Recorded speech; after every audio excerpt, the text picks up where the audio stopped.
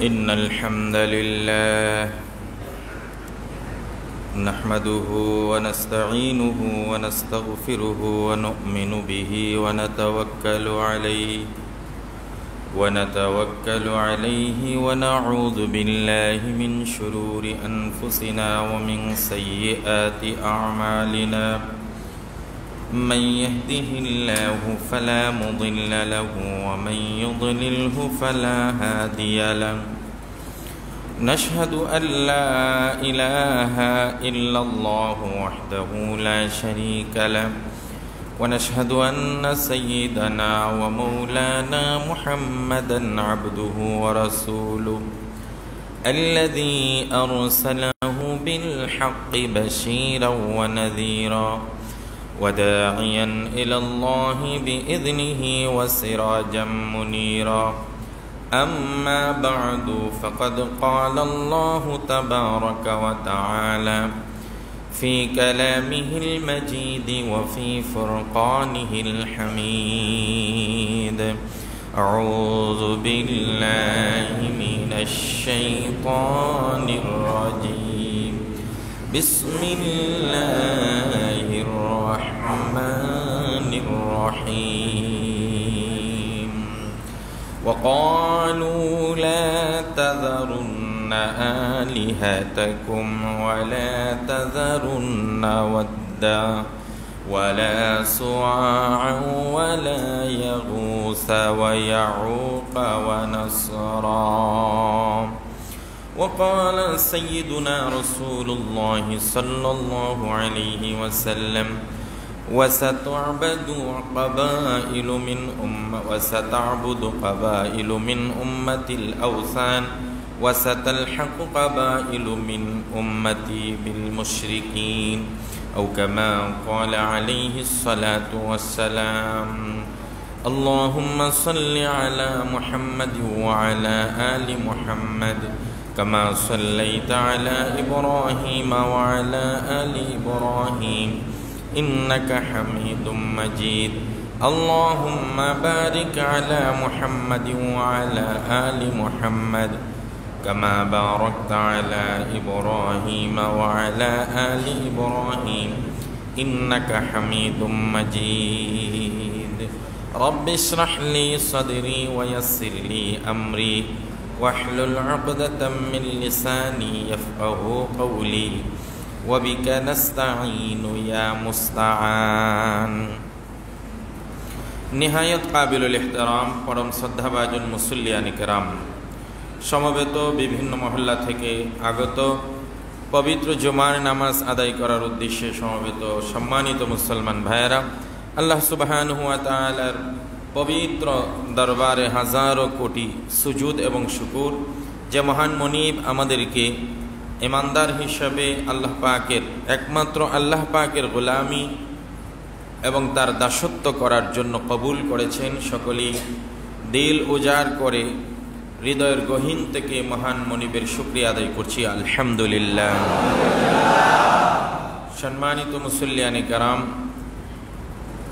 আমরা যারা মুসলমান দাবি করি ইমানদার দাবি করি তাদের সামনে একটা বিষয় পরিষ্কার হওয়া চাই যে আমাদের সমস্ত ইবাদত সমস্ত উপাসনা আমাদের সকল গোলামি এবং দাসত্ব হবে একমাত্র আল্লাহ রাব্বুল আলামিনের জন্য এই খালিস ইবাদত এর মধ্যে যেন কোনো ধরনের শিরকিয়ত না ঢুকে কোনো ধরনের সংশয় সংশ্লিষ্টতা না ঢুকে এই বিষয়টা গভীরভাবে খেয়াল করতে হবে বর্তমানে একটা বিষয় নিউজ অফ দ্য কান্ট্রি বলা যায় যে আমাদের দেশের বড় একটা নিউজ হলো ভাস্কর্য প্রতিমা প্রতিকৃতি বা মূর্তি যে নামই বলি আর যে নামই ডাকি এগুলা মুসলমানদের সংস্কৃতির অন্তর্ভুক্ত কি না এবং মুসলমানরা এগুলার সাথে সম্পৃক্ত হতে পারবে কি না এই সমস্ত প্রতিকৃতিকে সম্মান প্রদর্শন করা যাবে কিনা, এদের কাছে কিছু চাওয়া যাবে কিনা, এদের কোনো পূজা অর্চনা, গোলামি, দাসত্ব, ইবাদত করা যাবে কিনা, এই বিষয়টা আজ দেশের সর্বত্র আলোচনা পর্যালোচনা হচ্ছে, পক্ষে বিপক্ষে কথাবার্তা হচ্ছে। আবার এরই মধ্যে অনেক ধরনের হুঙ্কার হুমকিও শোনা যাচ্ছে। সেই হিসাবে আজকের বিষয় আমি নির্ধারণ করেছি ভাস্কর্য অথবা প্রতিকৃতি, আমরা যেটাই বলি, এটার উদ্বোধনটা কোত্থেকে হয়েছে, উদ্ভাবক কে, কোন জায়গা থেকে আসছি। ভাস্কর্য নির্মাণ করা, প্রতিকৃতি বানানো, অথবা অন্য অর্থে বললে ডাইরেক্ট মূর্তি বা প্রতিমা পূজাটার সূচনা হয়েছে কোত্থেকে। এজন্য আমি আলোচ্য বিষয় নির্ধারণ করেছি ভাস্কর্য প্রতিকৃতি এর উদ্বোধন অথবা উদ্ভাবক এবং মূর্তি ও প্রতিমা পূজার সূচনা কোথায় থেকে আসলো, এই ধারাবাহিকতাটা কি, কোত্থেকে শুরু হলো, এই ধারণাটা মানুষ কোথায় থেকে লালন করল। আল্লাহ সুবহানাহু ওয়া তাআলা কোরআনে কারীমের সূরা নূহের 23 নম্বর আয়াতে বলছেন, وَقَالُوا لَا تَذَرُنَّ آلِهَتَكُمْ وَلَا تَذَرُنَّ وَدًّا وَلَا سُوَاعًا وَلَا يَغُوثَ وَيَعُوقَ وَنَسْرًا। তৎকালীন সময়ে আরবের মুশরিকদের কথা এভাবেই ছিল, وَقَالُوا لَا تَذَرُنَّ آلِهَتَكُمْ। মুহাম্মদ সাল্লাল্লাহু আলাইহি সাল্লাম তাওহীদ, এক আল্লাহর দাওয়াত দিচ্ছে, সমস্ত হিসাব নিকাশ আল্লাহর সঙ্গে, যা সাহায্য প্রার্থনা করার আল্লাহর কাছে যাব, ইবাদত করব আল্লাহর কাছে করব, গোলামি দাসত্ব করব আল্লাহর করব, পূজা করব, যাই করি সব আল্লাহকে করব। এই একত্ববাদের দাওয়াতি মিশনের বিপরীতে তৎকালীন সময়ের আরবের বড় বড় মুশরিকদের নেতৃবৃন্দরা তাদের অনুসারীদেরকে বলছে, লা তাযারুন্না আলিহাতাকুম, মুহাম্মাদের কথায় তোমরা প্রভাবিত হয়ে তোমরা তোমাদের আল্লাহ যারা আছে এদেরকে ছেড়ে দিও না। ওয়ালা তাযারুন্না ওয়াদ্দা ওয়ালা সুওয়া ওয়ালা ইয়াগুসা ওয়া ইয়াউকা ওয়া নাসরা, নাম মেনশন করে বলছে যে ওয়াদকে ছেড়ে দিও না, ওয়াদ খোদা। তারপরে বলছে সুওয়া একে ছেড়ে দিও না, ইয়াগুসকে ছেড়ে দিও না, ইয়াউককে ছেড়ে দিও না, নাসরকে ছেড়ে দিও না। এই যে 5টা নাম ধরে ধরে তারা বলছে এদেরকে ছেড়ে চলে যেও না, বরং তোমরা এদের সঙ্গেই থাকো, এদের কাছেই সাহায্য চাও এবং এদেরই গোলামি করো, ইবাদত করো। মুফাসসিরিন কেরাম বলছেন, ওয়াহাদিহি আসমাউ আসনামিহিম আল্লাতী কানু ইয়াবুদুনা মিন দুনিল্লাহ, এই যে কতগুলো নাম নেওয়া হলো, এদেরকে গোলামি করার প্রতি আহ্বান করা হলো, এই নামগুলো হলো আসমাউ আসনামিহিম, এদের মূর্তির নাম, আল্লাতী কানু ইয়াবুদুনা মিন দুনিল্লাহ, যে মূর্তিগুলোর তারা উপাসনা করত, ইবাদত বন্দেগী করত। এই আয়াতে একটা ইঙ্গিত পাওয়া যায় যে পূর্বের এই মানুষগুলোকে প্রতিমা প্রতিকৃতি বা ভাস্কর্য বানিয়ে কিছু মানুষ ইবাদত করত, এই ইবাদতটা যেন ছেড়ে না দেওয়া। এই আয়াতের বিবরণী হাদিসে বর্ণনায় বিভিন্ন জায়গায় বিস্তর আলোচনা হয়েছে, আমি কিছু উল্লেখ করছি। ওয়ারাওয়াল হাফিজ ইবনে আসাকির ফি তরজমাতি শীস আলাইহিস সালাম, হযরত হাফিজ ইবনে আসাকির হযরত শীস আলাইহিস সালাতু ওয়াস সালামের জীবনীর ব্যাপারে বলছেন, মিন তরিক ইসহাক ইবনে বশর قال واخبرني جويبر مقاتل عن الضحاك عن ابن عباس, হযরত ইবনে আব্বাস থেকে বর্ণনা করলেন, আন্নাহু قال ولد لآدم 40 ولدا, হযরত আদম আলাইহিস সালাতু ওয়াস সালামের ওরসে 40 জন সন্তান আসছে। সুবহানাল্লাহ বলে, ধারাবাহিকভাবে পরপর 40 জন সন্তান আসছে। 40 ওয়ালাদান 20 গুলামান ওয়া 20 জারিয়াতান, এর মধ্যে 40টা ছেলের 40টা সন্তানের মধ্যে 20টা হলো ছেলে আর 20টা ছিল মেয়ে। সুবহানাল্লাহ বলে, ফাকানা মিম্মান আশা মিনহুম হাবিল ওয়া কাবিল ওয়া সালেহ ওয়া আব্দুর রহমান, এদের কিছু সন্তানের নাম উল্লেখ করছেন, হাবিল, কাবিল, সালেহ, আব্দুর রহমান।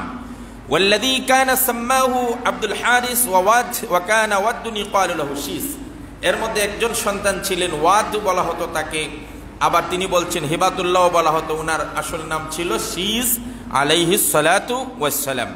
ওয়া কানা ইখওয়াতু ক্বাদ সাওয়াদুহু ওয়া উলিদা লাহু সাওয়া ওয়া ইয়াগুস ওয়া ইয়াউক ওয়া নাসার। আর ওই শীস আলাইহিস সালাতু ওয়াস সালামের বংশের পরবর্তী কিছু মানুষের নাম হলো ওয়াদ, সুওয়া, ইয়াগুস, ইয়াউক এবং নাসর। তাহলে আমরা ওই আয়াতের ব্যাখ্যায় আব্দুল্লাহ ইবনে আব্বাস থেকে পাইলাম এটা শীস আলাইহিস সালাতু ওয়াস সালামের বংশের পরবর্তী প্রজন্মের কিছু নেককার মানুষের নাম ছিল এই নামগুলো, আর এগুলোকেই তারা কিভাবে পূজা করত এটা আমরা বিবরণ শুনব। وقال ابن جريج حدثنا ابن حميد حدثنا مهران عن سفيان عن موسى عن محمد بن قيس يغوث ويعوق ونسرا قال كانوا قوما صالحين بين آدم ونوح। তিনি বলেন আদম এবং নূহ আলাইহিস সালাতু ওয়াস সালামের মাঝখানে ইয়াউক, ইয়াগুস এবং নাসর এই ধরনের কিছু মানুষের নাম ছিল। ওয়া কানা লাহুম আতবাউন ইয়াক্তাদুনা বিহিম। তিনি বলেন এই মানুষগুলোর অনুসরণ করার মতো বেশ মানুষ ছিল, এরা ওই মানুষগুলোকে অনুসরণ করত। ফালাম্মা মাতু, যখন ওই নেককার মানুষগুলো মারা গেল, ক্বালা আসহাবুহুম লাযীনা ইয়াক্তাদুনা বিহিম লাউ সাওয়ারনাহুম কানা আশওয়াকু লানা ইলাল ইবাদা। প্রথম দিকে এরা এই নিয়ত করলো এই নেককার মানুষগুলো চলে গেছে, সুতরাং এদের একটা আকৃতি যদি আমরা বানায় রাখি তাহলে এদের দেখে দেখে আমরা ইবাদতে উদ্বুদ্ধ হব। ইযা যাকারনাহুম ফাসাওয়ারাহুম, অতঃপর সেই অনুযায়ী প্ল্যান করে প্রত্যেকের একটা আকৃতি বানালো। ফালাম্মা মাতু, এরপরে যখন এরা মারা গেল, যারা আকৃতি বানিয়ে পূজা করতো না, শুধু এদেরকে দেখে দেখে স্মরণ করতো আর ইবাদতে আগ্রহী হতো। ওয়াজা আখারুনা তাব্বা ইলাইহিম ইবলিস, এরপরে সুযোগ বুঝে ইবলিস আসলো, আয়েশা পরবর্তী প্রজন্মের উৎসাহিত করলো। ফাকালা ইন্নামা কানু ইয়াবুদুনা বিহিম, এই তোমাদের বাপ দাদারা তো এই যে প্রতিকৃতিগুলো দেখছো এদেরকে ইবাদত করতো, গোলামি করতো, দাসত্ব করতো। ইয়াসুকুনাল মাতর, ইবলিস এই সুযোগে ঢোকায় দিল, বলল তোমরা কি জানো যখনই বৃষ্টির প্রয়োজন হতো এই মানুষগুলোকে তারা বৃষ্টির জন্য তাদের কাছে প্রার্থনা করত। এবার বেশি বৃষ্টি হয়ে গেছে, রৌদ্রের প্রয়োজন, বৃষ্টি বন্ধ করার জন্য এদের কাছেই প্রার্থনা করত। যে কোনো বিপদ আপদ, মুসিবত, অসুস্থতা থেকে সুস্থতার জন্য এই মূর্তিগুলোর কাছে, এই প্রতিকৃতিগুলোর কাছে চাইতো। ফাআবাদুহুম, শয়তানের ধোঁকায় পড়ে ওই মানুষগুলো ওই নেককার মানুষগুলোর পূজা শুরু করে দেয়। নাউযুবিল্লাহ। সূচনাটা দেখেন। আমি এই রিওয়ায়াতের মধ্যে তো সংক্ষিপ্ত কথা, বিস্তারিত ঘটনাটা বলি। আদম আলাইহিস সালাতু ওয়াস সালামের পুত্রদের মধ্যে একজন ছিলেন শীস আলাইহিস সালাতু ওয়াস সালাম। ইতিহাস এবং রিওয়ায়াতে লেখেন হযরত শীস ছিলেন সবচেয়ে সুন্দর, সবচেয়ে বুদ্ধিমান, সবচেয়ে দিনদার, খোদাবিরু আল্লাহওয়ালা। তাই আল্লাহ রাব্বুল আলামিন আদম আলাইহিস সালাতু ওয়াস সালামের এই সন্তানদের মধ্যে হযরত শীস আলাইহিস সালাতু ওয়াস সালামকে নবী হিসাবে কবুল করে নেন। হযরত শীস আলাইহিস সালাম নবী হয়ে গেলেন, বাবার জিম্মাদারি পালন করছেন, দাওয়াতি কাজ করছেন। নেককার মানুষ তাকে ভালোবাসতে শুরু করে। হযরত শীস আলাইহিস সালাতু ওয়াস সালামের পুত্রের নাম হলো আনুশ। হযরত শীস আলাইহিস সালাতু ওয়াস সালামের পুত্রের নাম আনুশ। আনুশ ছিলেন হযরত শীসের স্থলাভিষিক্ত, তিনিও তার বাবার দায়িত্ব পালন করছেন। তার পুত্রের নাম ছিল কিলান, কিলানের পুত্রের নাম ছিল মাহলাইল। মাহলাইলও বেশ ভালো মানুষ ছিলেন। মাহলাইল এত বুজুর্গ মানুষ ছিলেন, লোকেরা তার দরবারে যেত, বিভিন্ন নজর নিয়াজ, হাদিয়া উপঢৌকন নিয়ে যেত, বরকতের জন্য দোয়া চাইতো। হযরত মাহলাইল যখন ইন্তেকাল করেন, মাহলাইলের একজন পুত্র জন্ম নিলেন, তিনি হলেন ইজদ। এই ইজদের কাছে মিস্টার ইবলিস আসছে, একেবারে ভালো করে দরবেশের বেশ ধারণ করে।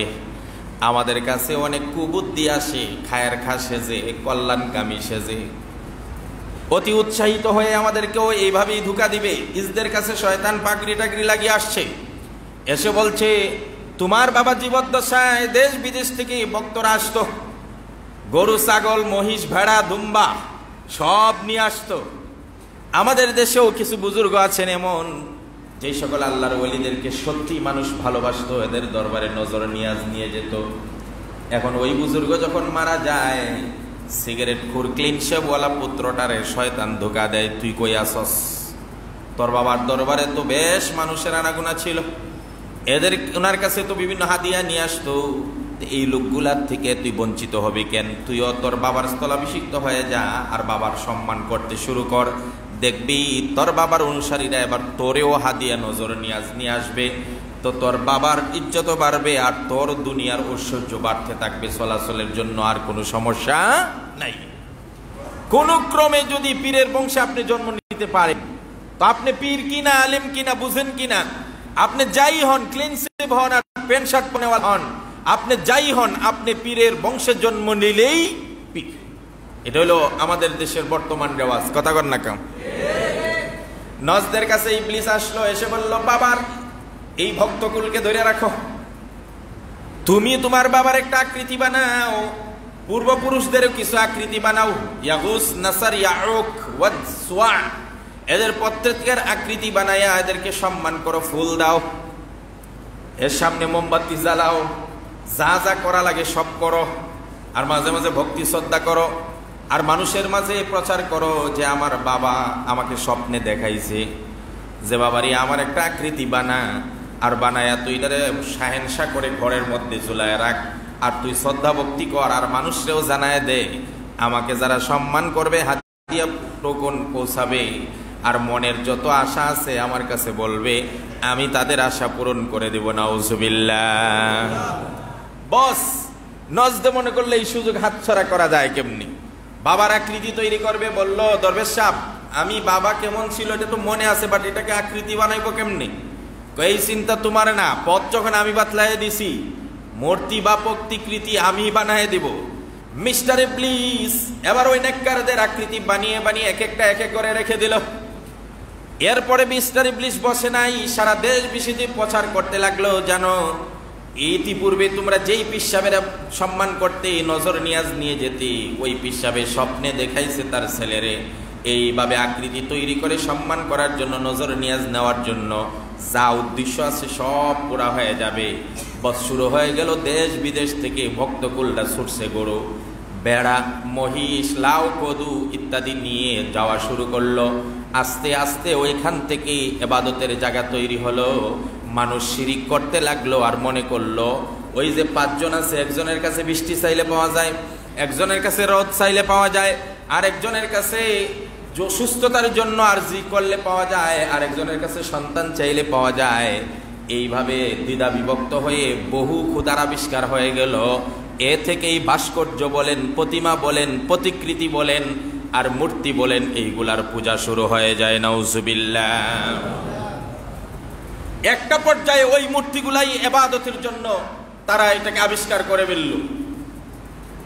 আমার বন্ধুগণ, যত ধরনের সাহায্য সহযোগিতা লাগে সব ওই মূর্তি আর প্রতিকৃতির কাছে চায়। এখন আসেন, আমাদের দেশে দুইটা গ্রুপ আছে। এক গ্রুপ ডাইরেক্ট এদেরকে অনুসরণ করে, যা মূর্তি বানিয়ে মন্দিরের মধ্যে রাখে, যারা মনে করে এই মন্দিরের মূর্তিগুলো আমাদের দেবতা, এগুলোই আমাদের খোদা, এগুলোর কাছে সাহায্য চাইতে হবে, এদেরকে খুশি করলেই সব পাওয়া যাবে। এরা ডাইরেক্ট মুশরিক, ডাইরেক্ট আল্লাহর সঙ্গে শিরিক করে। আর আরেক গ্রুপ আছে যারা ডাইরেক্ট আল্লাহ মনে করে না, তবে যারা আল্লাহ মনে করে, যা তাদের যে ধারণা তারাও ওই ধারণাই সম্মান করে। কথা বলেন ঠিক কিনা? আরে ভাই, আমাদের হিন্দু ভাইয়েরা তাদের মূর্তিকে যে উদ্দেশ্য ভক্তি করে, শ্রদ্ধা করে, সম্মান করে, আমার দেশের মুসলমানরাও আজ মাজার পূজা এবং পিসাব পূজা একই উদ্দেশ্য করে, একই সিস্টেমে করে। কথা বলেন ঠিক কিনা? কোনো পার্থক্য নাই। এখন আপনি যদি আমাকে প্রশ্ন, আপনারা দেখেন ওরা যেভাবে বাতি দিয়ে সারা মন্দিরকে মোমবাতি জ্বালাইয়া একদম লাইটিং করে, আমার দেশের মাজারগুলো সিস্টেমে কি? তারা যেমন হাদিয়া উপটকন সিন্নি নিয়ে ওইখানে বন্টন করে, আমার দেশের মাজারগুলোতে ওই হাদিয়া উপটকন নিয়ে বন্টন করা হয়। তারা যেভাবে তাদের দেবতার নামে মান্যত করে গরু খাসি, আমার দেশের মুসলমানরাও শাহজালাল শাহপরানের দরগার জন্য তারাও মান্যত করে গরু খাসি। কথা কোন ঠিক কিনা? ওই দেশের হিন্দুরা বা আমার দেশের হিন্দুরা যেভাবে দেবতাকে পূজা করে, ভক্তি করে, আমার দেশের মুসলমান করে কিনা? এরা যেভাবে মূর্তির সামনে সেজদায় লুটে পড়ে, আমার দেশেরও মাজার পিসাবের সামনে সেজদা দেয় কিনা? মাথা নোয়ায় কিনা? কথা বলেন না কেন? তবে একটা জায়গায় পার্থক্য, এরা বলবে হিন্দু ভাইয়েরা তো তাদের মূর্তিকে দেবতা মানে আল্লাহ মনে করে, খুদা মনে করে, কিন্তু আমরা তো পিসাবকে বা মাজারওয়ালাকে আল্লাহ মনে করি না। তাই আমি বললাম, আপনি আল্লাহ মনে করার না করা আপনার বিশ্বাসটা কি? আমার বিশ্বাস হইল আমরা এক আল্লাহ মানি, আসমান সৃষ্টি করছে আল্লাহ, সব কিছু আমরা তো আল্লাহকে মানি। আমরা শুধু জাস্ট ওনাকে সম্মান করি, ওনাকে কদমবুসি করি, ওনার দরবারে হাদিয়া নজর নিয়ে যাই। আমি বলবো, ভাই আপনি কি জানেন আপনার চেয়ে আরবের মুশরিকরা আরো বেশি আল্লাহ মানত? কথা বলেন ঠিক কিনা? কোরআনে কারীম আপনারা খুলে দেখুন, আল্লাহর নবী কি আল্লাহ রাব্বুল আলামিন বলছেন, ওয়ালা ইন সাআলতাহুম মান খালাকাস সামাওয়াতি ওয়াল আরদ ওয়া সাখখারাশ শামসা ওয়াল কামারা লা ইয়াকুলুন্নাল্লাহ ফাআন্না ইউফাকুন। সূরা আনকাবুতের 61 নম্বর আয়াত।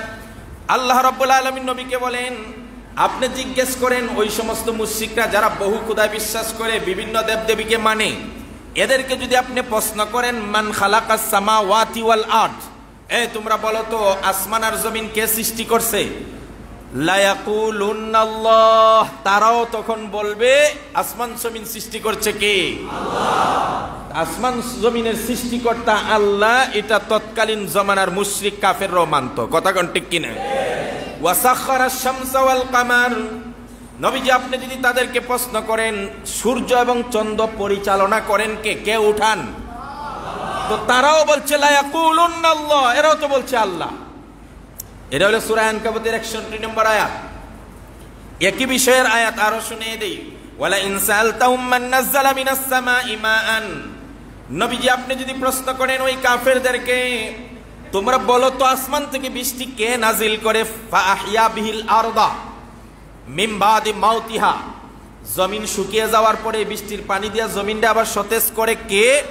লা ইয়াকুলুন্নাল্লাহ, আরবের মুশরিকরা এরাও উত্তর দিত কে? আল্লাহ। এটা আছে আনকাবুতের 63 নম্বর আয়াত। তারপরে দেখেন সূরা লুকমানের 25 নম্বর আয়াত, ওয়ালা ইন সাআলতাহুম মান খালাকাস সামাওয়াতি ওয়াল আরদ, আপনি যদি প্রশ্ন করেন তাদেরকে আসমান জমিন কে সৃষ্টি করেছে? লা ইয়াকুলুন্নাল্লাহ, তারা উত্তর দেয় আল্লাহ। ওয়ালা ইন সাআলতাহুম মান খালাকাস সামাওয়াতি ওয়াল আরদ লা ইয়াকুলুন্নাল্লাহ, আপনি যদি আবার প্রশ্ন করেন কে আসমান জমিন সৃষ্টি করেছে? তারাও বলে আল্লাহ। কুল আফরাইতুম মা তাদউনা মিন দুনিল্লাহি, এবার আল্লাহ রাব্বুল আলামিন নবীজিকে বলেন, এবার তাদেরকে বলুন, তোমরা যদি সব কিছুর সৃষ্টিকর্তা আল্লাহকে মানো, তাহলে এবার বলো তো যেই আল্লাহ ছাড়া তোমরা অন্যদেরকে ডাকো, অন্যদেরকে ইবাদত করো, সম্মান করো, পূজা করো, হাদিয়া উপঢৌকন নিয়ে যাও, ইন আরাদানি আল্লাহু বিদুররিন, যদি তোমার কোনো ক্ষতি আল্লাহ করতে চান, হাল হুন্না কাশিফাতু দুররি, তাহলে এই 33 কোটি দেবতার কোনো ক্ষমতা আছে তোমাকে ফিরায় রাখার? এই আল্লাহ যদি কারো ক্ষতি করতে চান, এই সমস্ত মাজার, এই সমস্ত পীরসাব, এই সমস্ত দেব দেবী, 33 কোটি দেবতার দুনিয়ার সমস্ত মাখলুক মিলেও ওই ক্ষতিকে ফিরে রাখার সামর্থ্য আটকায় দিছে আসল জায়গা। এবার আল্লাহর নবীকে আবার বললেন, এইভাবেও প্রশ্ন করো, আও আরাদানি বিরহমাতিন হাল হুন্না মুমসিকাতু রাহমাতি, এবার প্রশ্ন করুন, আল্লাহ যদি কারো ভালো চান, কারো কল্যাণ চান, কারো উপর দয়া করতে চান, তারও সম্মান বাড়াইয়া দিতে চান, তাহলে কি দুনিয়ার সব দেবদেবী মিলে ফেরানোর ক্ষমতা আছে? জোরে বলেন আছে? আমার বন্ধুগণ, এই জন্য আমরা বলে থাকি কুল হাসবিয়াল্লাহু আলাইহি ইয়াতাওয়াক্কালুল মুতাওয়াক্কিলিন। আমরা সবাই কথা বলি, নবীজি আপনি বলে দেন আমাদের জন্য একজনই যথেষ্ট, তিনি কে? এই জন্য আল্লাহ রাব্বুল আলামিন প্রশ্ন জুড়ে বলেন, আলাইসাল্লাহু বিকাফিন আবদা, ও বান্দারা আমি আল্লাহ কি তোদের জন্য যথেষ্ট নই?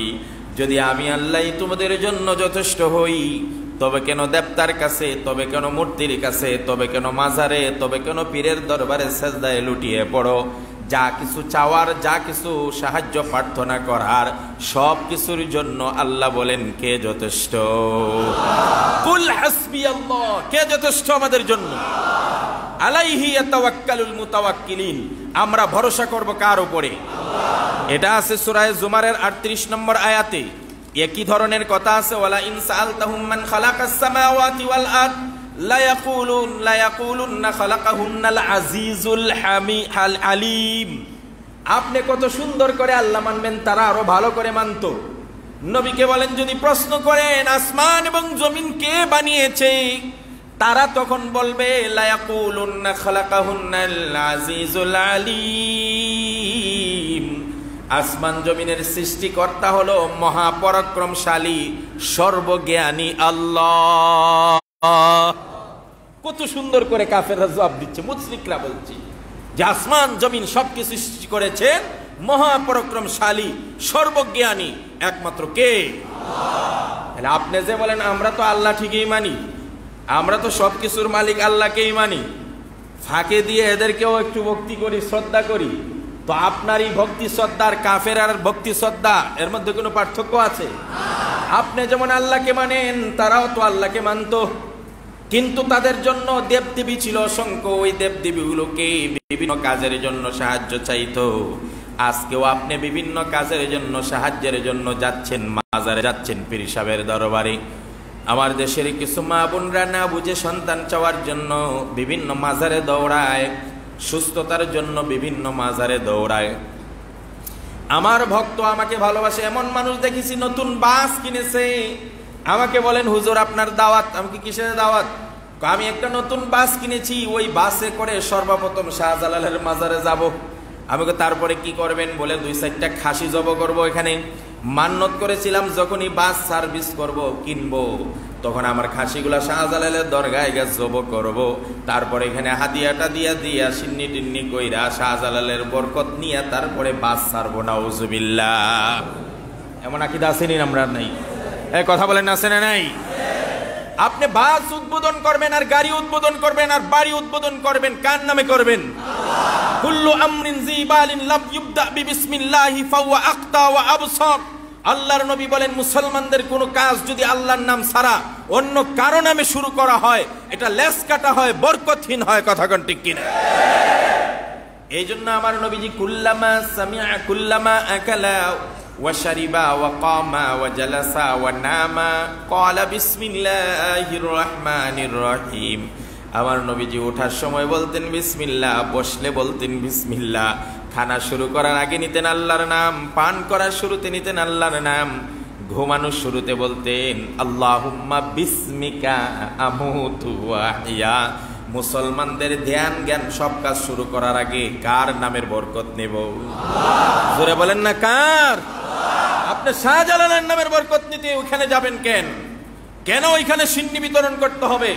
আপনার সিন্নি যারা খাবে এরা হলো ওই সকল মানুষ যারা দিনের বেলায় ভিক্ষা করে আর সারা দিনের ভিক্ষা যা জমা হয় রাতের বেলায় ফেন্সি টেলার ইয়াবা সেবন করে। কথা কোন ঠিক কিনা? এটা আমার অভিজ্ঞতার আলোকে বলছি, এটা শুধু হাওয়াই বক্তব্য নয়। আমি আমার চেয়ে বেশি আপনি শাহজালালের মাজারে বেশি যান নাই। আমি 9 বৎসর সিলেটে ছিলাম। এই 9 বৎসরে অসংখ্যবার গেছি আর অসংখ্য জিনিস দেখেছি, কারামতি অনেক কিছু দেখেছি। 2 জন ভিক্ষুক বসে আছে, দেখলাম একটা টিফিন ক্যারিয়ারে নিয়ে একজন মানুষ খানা নিয়ে আসছে 2 জন ভিক্ষুকের জন্য। একজনের হাত নাই আর একজনের পা নাই। আমি মনে মনে ভাবছি এ তো দয়ালু মানুষ, টিফিন ক্যারিয়ার করে 2 ভিক্ষুকের জন্য খানা নিয়ে আসছে, ভালো দেখি কি অবস্থা। টিফিন ক্যারিয়ারটা যেই মাত্র খুললো দেখলাম বাটি, 2 বাটির মধ্যে 2টা ভাত আর 2 বাটির মধ্যে 2টা তরকারি। একই তরকারি, মুরগির গোশত, মুরগির রোস্ট নিয়ে আসছে 2টা, কিন্তু ঘটনাক্রমে রোস্ট তো সব সমান হয় না, একটা রোস্ট একটু বড় আর একটা একটু ছোট। এবার যখন এদের সামনে খোলা হলো 2 ভিক্ষুকে লাগছে ঝগড়া, কয় এটা আমার বড়টা, ও বলে এটা আমার বড়টা, এই বলে 2টায় লাগছে ঝগড়া। ঝগড়া করে করে কারাকারি করে এক পর্যায়ে কিলাকিলি হাতাহাতি শুরু হয়ে গেল। তো যার পা নাই হে তো হাত সচ্ছল, হে হাত দিয়া মারে, আর যার হাত আছে পা আছে কিন্তু হাত নাই হে পা দিয়া মারে। আমি তো দৃশ্যটা খুব উপভোগ করলাম। কিছুক্ষণ কিলাকিলি আল্লাহ তাআলার পরে এক পর্যায়ে যার হাত নাই হে তো কিছুটা দুর্বল থাকবেই, এক হাত আছে, এই হাতের দেখলাম এই কোণের হাতটা তার চুকা হয়ে আছে, এখানে হয়তো অপারেশন করছে। এই কোণ দিয়ে এমন এক গুঁতো দিল, ওই লোকের একদম ছিঁড়ে পিড়ে রক্ত বাইর করে দিচ্ছে। মানুষ জড়া হইলো, জমা হলো। কাহিনী শোনা হলো, বললে তোমরা এমন করলা কেন? একজনে তোমাদেরকে হাদিয়া দিছে, খাওয়াইতে চাইছে, তুমি ছোট হোক বড় হোক নিয়ে খাইবাই, এটা কি তুমি তার কাছে পাও না নাকি যে এটাই তোমার? আসল কাহিনী ওইটা নয়। তাহলে আসল কাহিনী কোনটা?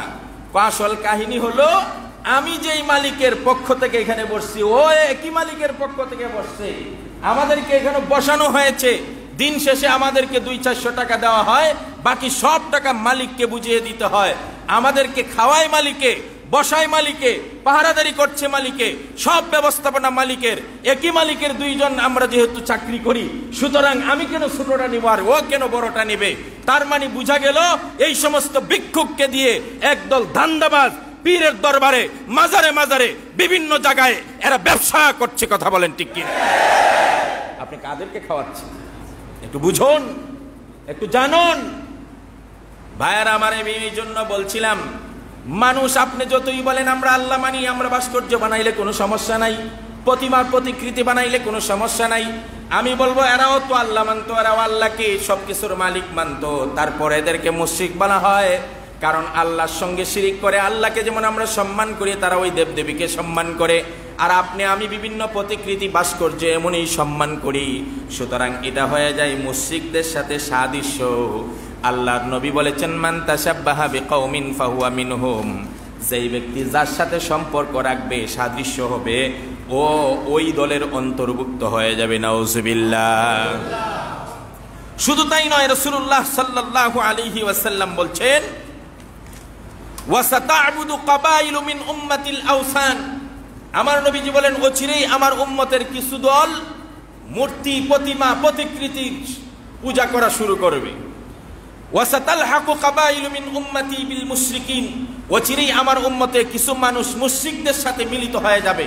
মুশরিকদের কাজ আর আমাদের কাজ এক হয়ে যাবে, মুশরিকদের তরিকা আর আমাদের তরিকা এক হয়ে যাবে, মুশরিকদের পদ্ধতি আমাদের পদ্ধতি এক হয়ে যাবে, মুশরিকদের সংস্কৃতি আর আমাদের সংস্কৃতি এক হয়ে যাবে। মুশরিকদের সংস্কৃতি হলো বিভিন্ন পাথরের মূর্তি নির্মাণ করা, বিভিন্ন মাটির মূর্তি নির্মাণ করা, বিভিন্ন মাখলুককে তারা মূর্তি মনে করে, মাবুদ মনে করে। আমরা মুসলমান হয়ে যদি মুশরিকদের ওই কাজের মতো আমার কাজ করি, উদ্দেশ্য আমার ভিন্ন হতে পারে। আমি হয়তো হিন্দুর মতো পূজা করব না, কিন্তু মুশরিকরা যেইভাবে মূর্তি নির্মাণ করছে, ভাস্কর্য আর প্রতিমা নির্মাণ করছে, আমিও যদি একইভাবে ভাস্কর্য আর প্রতিমা নির্মাণ করি, তাহলে আমার সম্পর্ক আর সাদৃশ্য হয়ে যাবে মুশরিকদের সাথে, মুশরিকদের হাসর হবে আমার সাথে। এই জন্য মুসলমান কখনো ভিন্ন ধর্মের সংস্কৃতি গ্রহণ করতে পারে মুসলমান ভাইয়েরা, আমরা কতভাবে যে শিরিক করছি আমরা বুঝতেও পারি না। আল্লাহ রাব্বুল আলামিন কোরআনে কারিমে বলছেন, ফাইযা রাকিবু ফিল ফুলকি দা'উল্লাহা মুখলিসিনা লাহুদ্দীন ফালাম্মা নাজ্জাহুম ইলাল বাররি ইযা হুম ইউশরিকুন। আল্লাহ রাব্বুল আলামিন বলেন, মানুষ যখন নৌকায় চড়ে, মানুষ যখন স্টিমার লঞ্চে আরোহণ করে, তখন হঠাৎ করে ধমকা হাওয়া শুরু হয়ে যায়, প্রবল ঝড় বৃষ্টি শুরু হয়ে গেল, প্রচন্ড বাতাসে নৌকাটা হেলতে দুলতে শুরু করলো। এই মনে হয় ডুবে ডুবে অবস্থা। এমন অবস্থায় আমরা অনেকেই পড়েছি। লঞ্চ, স্টিমার, নৌকায় যখন নদী সমুদ্র পাড়ি দেই, তখন দেখা যায় প্রচন্ড বাতাসে নৌকা কখনো এদিকে হলে ওইদিকে হলে, কখনো ডুবে ডুবে অবস্থা হয়ে যাচ্ছে। তখন হিন্দু মুসলমান নাই, নামাজি বেনামাজি নাই, মৌলবাদীর চিন্তা তখন আর মাথায় আসে না। তখন বলে না এই কথা যে মৌলবাদীরাই সব ধ্বংস করলো।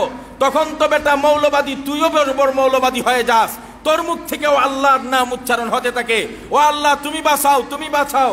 কেউ দিক বিদিক হয়ে হুজুরের কাছে দৌড়ায় যায়, হুজুর এখন কি করব। কেউ আজান দেয়, কেউ কালিমা পড়তে শুরু করে।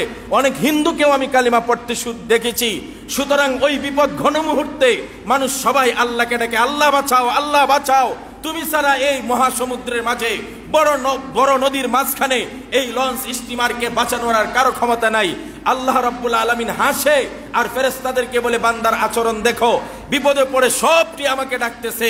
এখন আর কেউ বেঈমান নাই, কেউ কাফের নাই, কেউ নাস্তিক নাই, কেউ ধর্ম নিরপেক্ষবাদের মতবাদের স্লোগান তুলে না, সব হয়ে যায় মৌলবাদ, সব এক আল্লাহ বিশ্বাস করে। আর যখনই এই নৌকাটাকে আমি দয়া করে, হাসান করে নদীতে ঘেঁষিয়ে দেই, পাড়ে তীরে ঘেঁষিয়ে দেই, তীরে ভিড়িয়ে দেই, তখন তারা সবাই আমার সঙ্গে শিরিক করতে শুরু করে। তখন সবগুলাই বলে যে আজকের মাঝিটা, আজকের নাবিটা খুব বিজ্ঞ ছিল, খুব অভিজ্ঞ ছিল, শক্ত হাতে সে কান্ডারি ধরেছে, যেই কারণে আমরা বাঁচতে পেরেছি। আল্লাহ বলেন, তোদের মতো এত নাশুকুর ও কৃতজ্ঞ বান্দার কেউ না। বিপদে পড়ার সময় সবাই ছিলে আমাকে ডাকনেওয়ালা, আর উদ্ধার হওয়ার পরে এখন আমাকে বলে গেছিস, সব প্রশংসা নিয়ে যাচ্ছে নাবিকে। কথা বলেন ঠিক কিনা? এইভাবে আমরা শিরিক করছি। ফাইদা রাকিবু ফিল ফুলকি দাউল্লাহ মুখলিসিনা লাহুদ্দিন। যখনই আমরা নৌকায় চড়ি আর বিপদে পড়ি তখন আল্লাহকে ডাকি, উদ্ধার হয়ে গেলে তখন আল্লাহকে ভুলে যাই, মানুষের প্রশংসার সম্মান করতে শুরু করি। প্রিয় ভাইয়েরা আমার, এবার আসুন আমরা আজকের মেইন আলোচনার দিকে ফিরে যাই। কোন মানুষ, সে আমার বাবা হোক, সে আমার পিসাব হোক, সে আমার উস্তাদ হোক, চাচা হোক, সম্মানী ব্যক্তি হোক, আমার নেতাও হতে পারে, যদি কবরে চলে যায়, কবরস্থ ব্যক্তিদের জন্য তার অনুসারী, তার আদর্শের বাহিনী অথবা তার উত্তরাধিকারীর কি করলে পরে কবরের মানুষটা শান্তি পাবে, আর কি কাজ করলে পরে কবরের মানুষটার কবরে আযাব হবে, এই কথাটা প্রাইম মিনিস্টার থেকে নিয়ে একেবারে একজন সাধারণ রিক্সা চালক মুসলমানের জানা দরকার আছে না নাই? কারণ সবার বাপ দাদা মরে কিনা, সবার নেতারাও মরতেছে, সবার আমরা উত্তরসূরি, আমাদের পূর্বসূরীরা আমাদের কাছ থেকে বিদায় নিচ্ছে।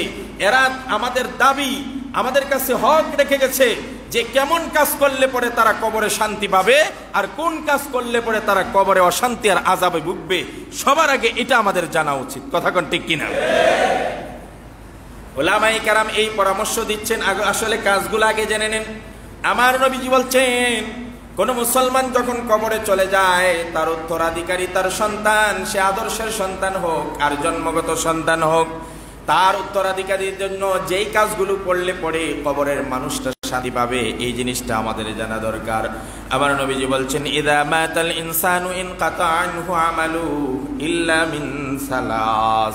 বিশ্বনবী বলেন, একজন মানুষ যখন মরে যায়, কবরে চলে যায়, তখন তার কবরে দুনিয়ার থেকে আর কোনো সওয়াব যায় না, দুনিয়ার থেকে আর কোনো সওয়াবের কোনো সিস্টেম নাই।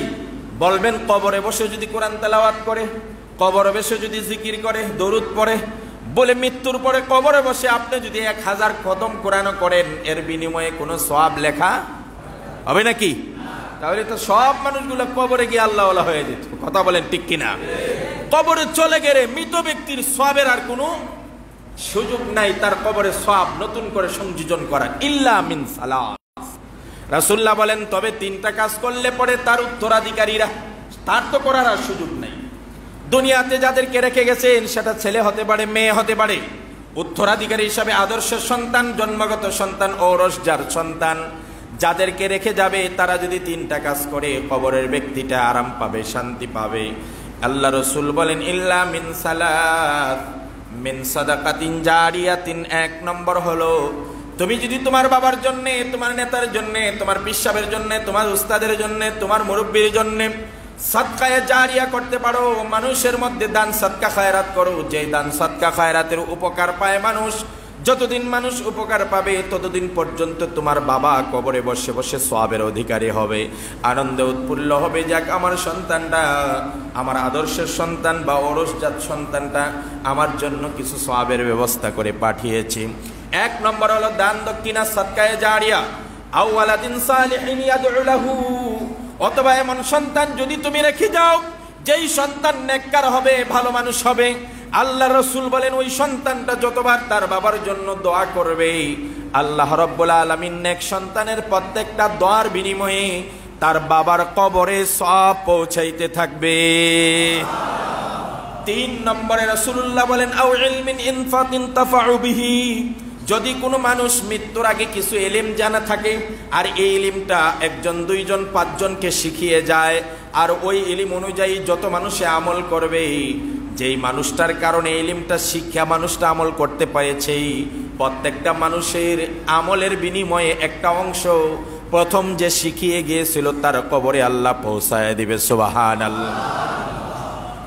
মুসলমান, আমি কথা বলতে চাইছিলাম, মানুষ কবরে মরে গেলে আদর্শের সন্তান অথবা ঔরসজান সন্তান কি করবে, শান্তি পৌঁছানোর জন্য পদ্ধতি কি, এক নম্বর ইলম বিতরণ করে যাওয়া, দুই নম্বর সৎ সন্তান রেখে যাওয়া, যেই সৎ সন্তানে মা বাবার জন্য দোয়া করবে, তিন নম্বর সদকায়ে জারিয়া করা।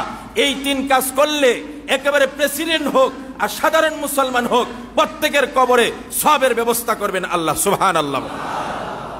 বিপরীতে কবরবাসীরা আযাবের মুখোমুখি হবে দুনিয়ার উত্তরাধিকাররা কি করলে।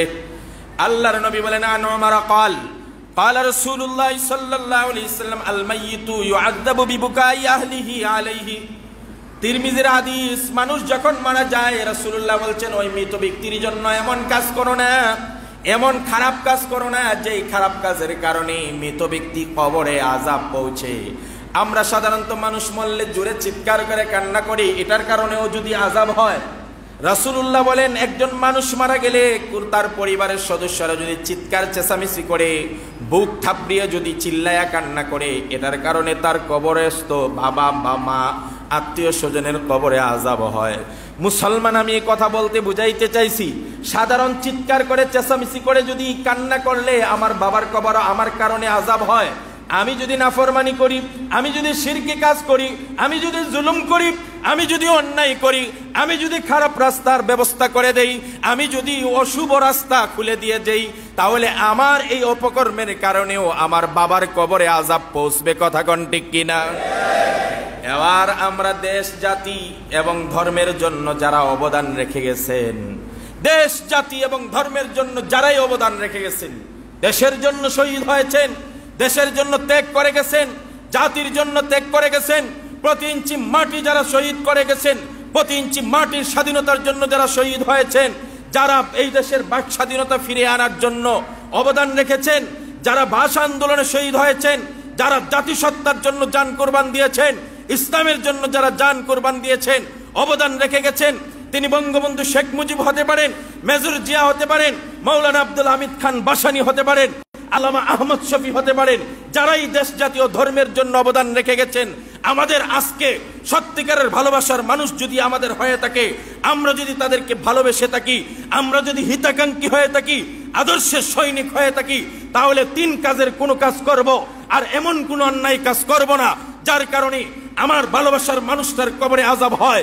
তাহলে বুঝে নিব আমি আসলে ওই নেতাকে ভালোবাসি না, বরং নেতার বানাম ভাঙ্গিয়ে দান্দাবাজি করার জন্য অতি উৎসাহী হয়ে এমন আবেগ দেখাই। কথা বল ঠিক কিনা? আমরা আসলে সত্যিকারের ভালোবাসা দেখাই না। সত্যিকারের ভালোবাসা যদি দেখাইতে চাও, বঙ্গবন্ধুর নামে একটা এতিমখানা করো। কথা কোন ঠিক কিনা?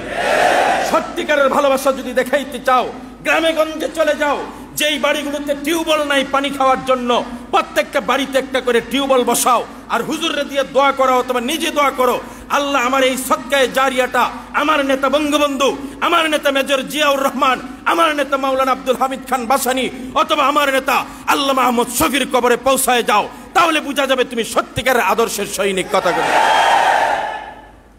না, তোমরা যেটা করবা, যেখানে সরকারি জায়গা আছে অথবা গরিবদের জায়গা আছে অথবা হিন্দুদের জায়গা আছে, ওই জায়গাগুলোর মধ্যে সুন্দর করে একটা ডিজিটাল ব্যানার টানায়। কি ডিজিটাল ব্যানার? বঙ্গবন্ধু সংস্থা, জিয়াউর রহমান এর আদর্শের সৈনিক ক্লাব, অমুক নেতার সংগঠন, বস বড় একজন নেতার নামে সাইনবোর্ড দিয়া দিল, এই জায়গা সহজে দখল হয়ে গেল। কথা কোন ঠিক কিনা? তোমার এই অপকর্মের কারণে তোমার নেতার কবরে আযাব হচ্ছে, তুমি জানো না। সুতরাং তোমার মতো ধান্দাবাজ যারা, এরা আসলে বঙ্গবন্ধুকে ভালোবাসে না, মেজর জিয়াকে ভালোবাসে না, আব্দুল হামিদ খানকে ভালোবাসে না, বরং এদের নাম ভাঙ্গিয়ে দান্দাবাজির রাস্তা করে। কথা কোন ঠিক কিনা? আর আমরা কোনটা করি? আমাদেরকে আপনারা পর ভাববেন না, দুশ্মন ভাববেন না। আমরা যেটা করি, বঙ্গবন্ধুর জন্য দোয়া করি, মেজর জিয়ার জন্য দোয়া করি, আব্দুল হামিদ খান বাসানীর জন্য দোয়া করি, চোখের পানি ছেড়ে দিয়ে বাংলাদেশের সেরে তাজ আল্লামা আহমদ শফির জন্য দোয়ার ব্যবস্থা করি। কথা কোন ঠিক কিনা? আমরা যেটা করি, তাদের জন্য দোয়া করি, আল্লাহ তারা যদি ইমানের হালতে মৃত্যু হয়ে থাকে, জীবনের অপকর্মগুলো মাফ করে দাও, ভুলগুলো মাফ করে দিয়ে তাদের কবরটাকে তুমি জান্নাতের বাগান বানায় দাও। কথা বলেন ঠিক কিনা? ও মুসলমান, এই জন্য আসুন আমার নেতার জন্য, আমার বাবার জন্য আমার পূর্বপুরুষের জন্য এমন কাজ করা যাবে না যে কাজের কারণে আমার নেতার কবরে আযাব হয়। ও মুসলমানেরা, তাছাড়া এটা পরিষ্কার শিরকের সাথে এবং মুশরিকদের সাথে সাদৃশ্য হয়ে যায়। আজকে বিভিন্ন জায়গাতে ভাস্কর্য নির্মাণ করা হচ্ছে, প্রতিমা নির্মাণ করা হচ্ছে এবং বোঝানো হচ্ছে এটা আমার ভালোবাসার বই প্রকাশ। নাউজুবিল্লাহ বলেন। এটা ভালোবাসার প্রকাশ নয়, এটা মুশরিকদের সাথে সাদৃশ্য হয়ে যাচ্ছে। কথা বলেন না কেন? এটা মুশরিকদের সাথে সাদৃশ্য হয়ে যাচ্ছে। তারাও তো প্রতিমা প্রতিকৃতি তৈরি করে, ভাস্কর্য তৈরি করে, আপনিও সেটা করলেন, আপনি আদর্শের সন্তান হতে পারেন নাই। কথা বলে ঠিক কি? পরামর্শ নিন আমাদের কাছ থেকে কি করতে হবে। আমরা বলবো আপনি বঙ্গবন্ধুর নাম দিয়া করেন বা মেজর জিয়ার নাম দিয়া করেন, বলেন এটা বঙ্গবন্ধু ৭০, কিন্তু প্রতিকৃতি বঙ্গবন্ধুর নয়, জিয়াউর রহমানের নয়, বঙ্গবন্ধুর বাদ জিয়াউর রহমানের নাম বাদ দিয়ে কোনো প্রাণীর নামে নয়, এখানে ৯৯টা আল্লাহর নাম বানায় দেন। কথা কোন ঠিক কিনা? যত সুন্দর করতে পারেন, আধুনিক আয়ন করতে পারেন, সুন্দর করে ৯৯ নামের বিশাল বড় স্তম্ভ তৈরি করেন, বিশাল বড় একটা টাওয়ার তৈরি করে উপরে দিয়া দেন আল কোরআনুল কারীম, উপরে দিয়া দেন মিনারের ছবি। কথা কোন ঠিক কিনা? আজ দুঃখে কথাগুলো বলতে হয়। একটা সময় ঢাকাকে বলা হতো সিটি অফ মস্ক, মসজিদের নগরী ছিল ঢাকা। আজকে সারা বাংলাদেশের চোখ হলো ঢাকার দিকে। সারা পৃথিবীর মানুষ প্রথমে এসে ল্যান্ড করে মসজিদের শহর ঢাকাতে। আগে তারা দেখতো মসজিদের শহরে নামার সাথে সাথে সারা ঢাকার অলিগলিতে মসজিদ থেকে আজানের ধ্বনি উচ্চারিত হতো। মসজিদের শহর ঢাকাতে যত মসজিদ আছে পৃথিবীর আর কোন শহরে এত মসজিদ নাই। আলহামদুলিল্লাহ বলেন। আজকে সেই ঢাকার অলি গলিতে ভাস্কর্য আর মূর্তি নির্মাণ করে এক সময়ের ঐতিহ্যবাহী ঢাকাকে, মসজিদের শহরকে, মসজিদের নগরকে মূর্তির নগরে পরিণত করা হচ্ছে। কথা কোন ঠিক কিনা? এই জন্য আমরা বলবো আল্লাহর নাম দেন, আপনি মিনারের ছবি দেন, আপনি কোরআনের ছবি দেন, অথবা প্রাণী ছাড়া যে কোনো আকৃতি সুন্দর ফুল দেন, আপত্তি নাই। দেন না, সুন্দর ফুল দিয়া দেন। আর না হইলে এটা আমি তাদেরকে বলছি না করার জন্য, যদি তোরা করতেই হয় তোমাদের, তাহলে হয় বড় করে একটা নৌকা বানায় দেন। কথা কন না খা, তাও তো অসুবিধা নাই। নৌকা তো আর মানুষের ছবি না, প্রাণীর ছবি না। আর না হইলে ধানের শীষের বড় একটা ছবি দেয়া দেন, আর না হইলে বড় একটা লাঙ্গল বানায় দেন, তাও আপত্তি নাই। এটা প্রাণীর ছবি না। এটা হলো আমাদের পরামর্শ। আমরা যখন সরকারকে এই পরামর্শ দিচ্ছি, আমরা যখন জাতীয় নেতৃবৃন্দকে এই পরামর্শ দিচ্ছি, শুধু সরকার নয়, নিম্ন পর্যায়ে একজন মুসল্লিকেও বলছি, আপনার বাবার জন্য কোনটা লাভজনক আর কোনটা ক্ষতিকর এটা আপনাকে পরামর্শ নিয়ে যান। এই পরামর্শ যখন দিচ্ছি আমরা, ভাস্কর্য তৈরি না করে বরং অন্য কিছু করেন, এতিমখানা তৈরি করেন, জায়গায় জায়গায় মসজিদ নির্মাণ করেন। এক একজন তো হাজার হাজার কোটি টাকার মালিক হয়েছেন, তাহলে আপনার শহরে আপনি একটা 500 কোটি টাকা খরচ করে একটা বড় মসজিদ বানান। কথা কোন ঠিক কিনা?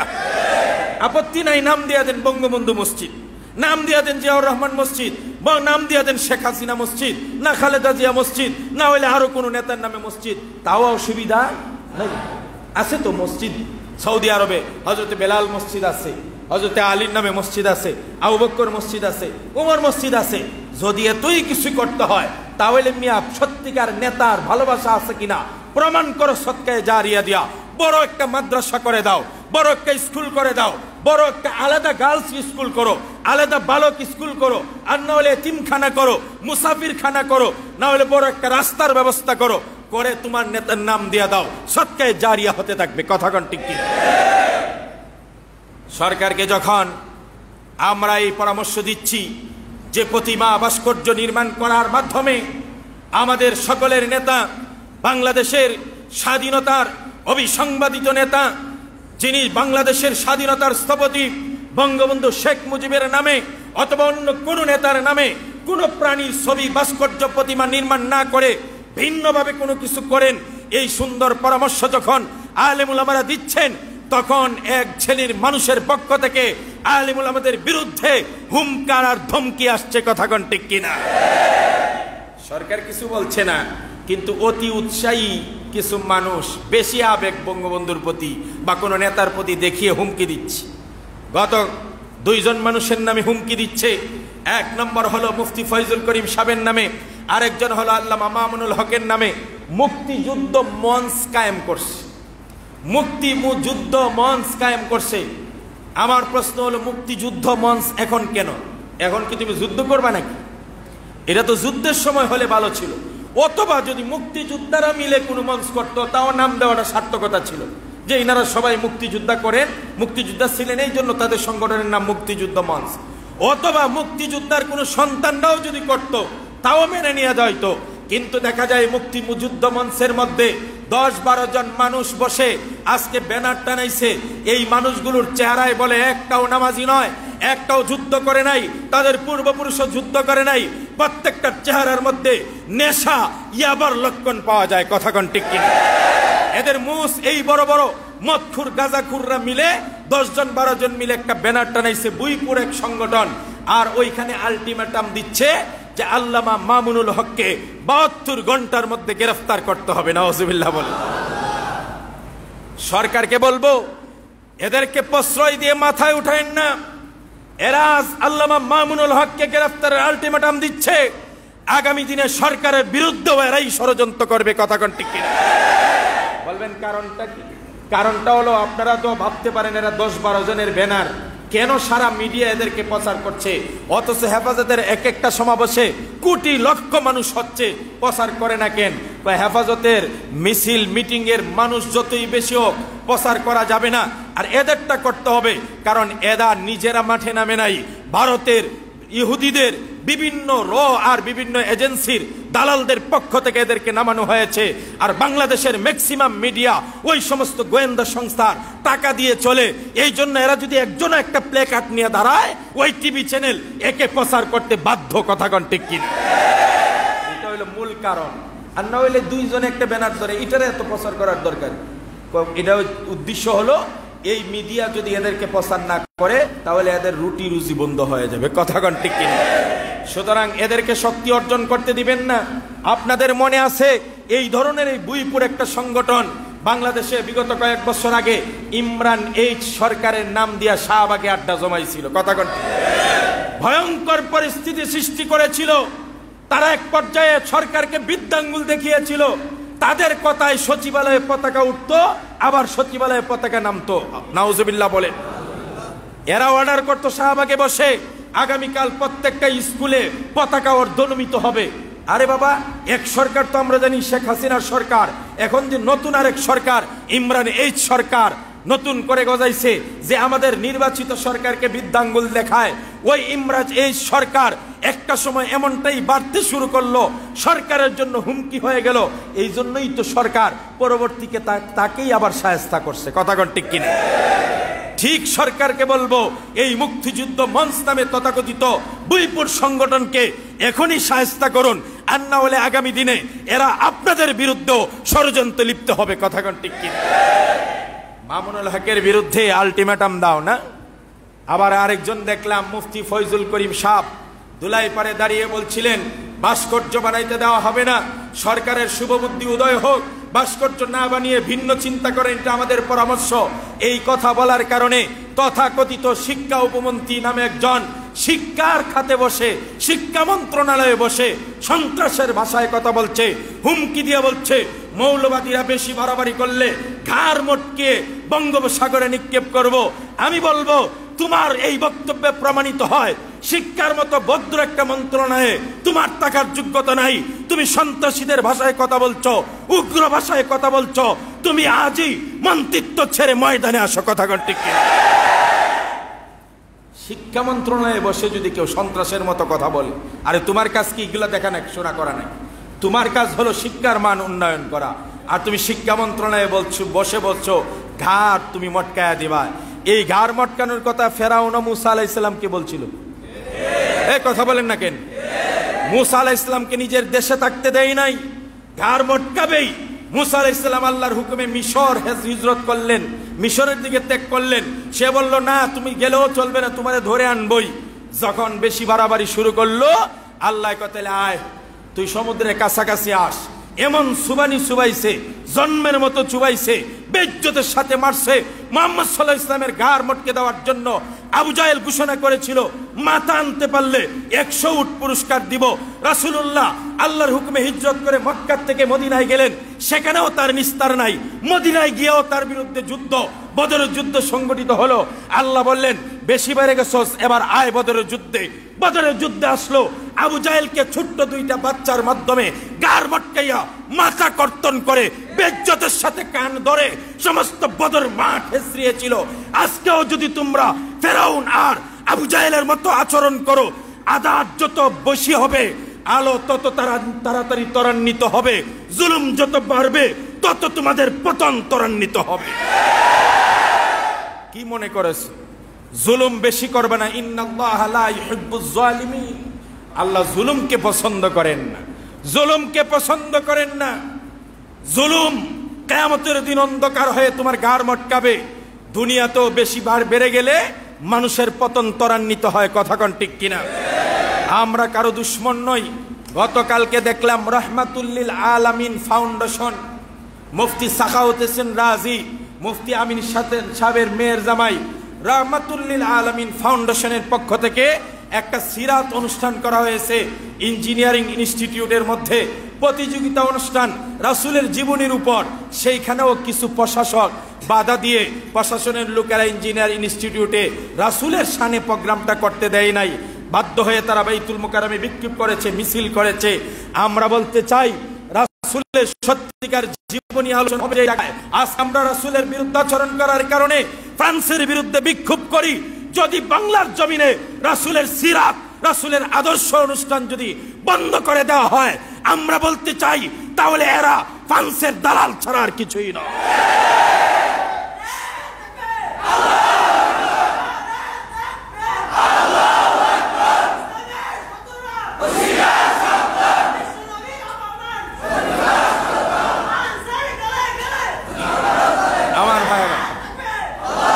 আমার ভাইয়েরা, ফ্রান্সের বিরুদ্ধে যেই পরিমাণ বিক্ষোভ হয়েছে, যদি এই সমস্ত নবীর দুশ্মনদেরকে চিহ্নিত করে না হয়, প্রশাসনের মধ্যে গাপটি মেরে থাকা রাম বামদের দূষর, রাসূলের দুশ্মন যারা, এদেরকে যদি চিহ্নিত না করা হয়, আগামী দিনে আপনাদের 12টাও তারা বাজাবে। মনে রাখতে হবে, এই দেশ মুসলমানের। এক জায়গায় বাধা দিবা, লক্ষ লক্ষ জায়গায় রাসূলের শানে কনফারেন্স হবে, সিরাত হবে, বিক্ষোভ হবে, সমাবেশ হবে। কারো বাবার ক্ষমতা নাই রাসূলের অনুষ্ঠানকে বন্ধ করার। কি মনে করেছ তোমরা? আজকে চতুর্মুখী ষড়যন্ত্র শুরু হয়েছে। আল্লামা মামুনুল হক, আল্লামা মুফতি ফয়জুল করিমের বাঘের মতো হুঙ্কার দেয় এই দুইজনকে থামানোর জন্যে, তাদের কণ্ঠ স্তব্ধ করার জন্যে দেশি বিদেশি ষড়যন্ত্র শুরু হয়েছে। আমরাও প্রতিজ্ঞা করে রেখেছি, মামুনুল হক ইসলামের এখন সৈনিক।